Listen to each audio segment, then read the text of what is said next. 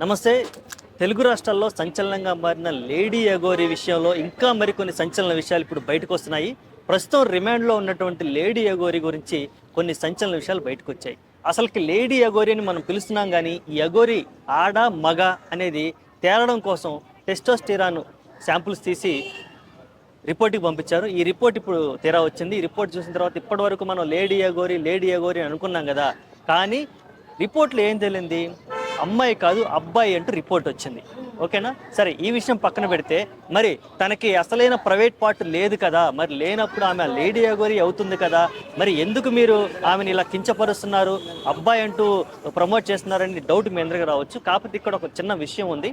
అసలుకి ఈ private part పోవడానికి గల కారణం ఏంటి తెలుసుకునే ప్రయత్నం చేద్దాం. మనకు అందుతున్న సమాచారం ప్రకారం ఈ ప్రైవేట్ పార్ట్ పోవడానికి గతంలో ఇతను చేసినటువంటి చిన్న చితక నేరాలు అనేది మనకు తెలుస్తుంది. గతంలో ఇతను దొంగతనాలు కూడా చేసేవాడంట.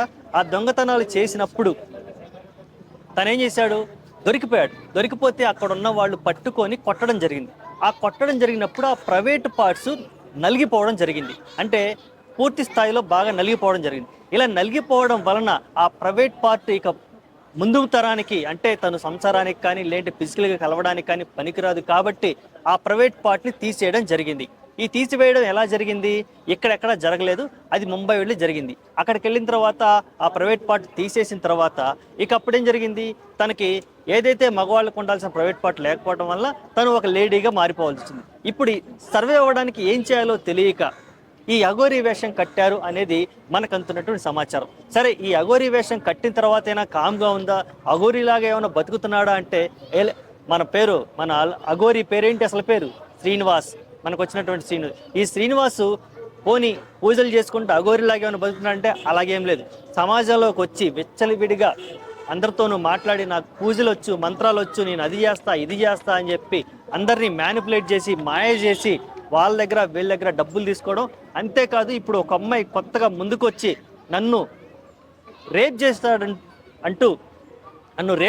అంటూ కూడా ఆమె మరో కేసు నమోదు చేయడానికి ఇప్పుడు సిద్ధమైంది. అంటే అమ్మాయి కదా ఎలా రేప్ చేశాడు, మరి ఇతను అమ్మాయి కదా ఎలా రేప్ చేశాడు అనే కొన్ని విషయాలు, కొన్ని క్లారిటీ రావాల్సి ఉంది. అయితే నన్ను పూజలు చేస్తాను, నా జీవితాన్ని బాగుపరుస్తాను అంటూ ఆంజనేయ స్వామి గుడికి పిలిపించి అక్కడ ఎవరూ లేని సమక్షంలో పూజలు చేయాలని చెప్పి మభ్యపెట్టి నన్ను ఒంటరిగా ఉన్న సమయంలో నా మీద పడి నన్ను ప్రైవేట్ పార్ట్స్ నన్ను పిసకడము, అలా చేయడం ఇలా చేయడం అని చెప్పడం జరిగింది. ఇలా ఒక్కొక్కటిగా ఇతని గురించి చాలా సంచలన విషయాలు బయటకు వస్తున్నాయి.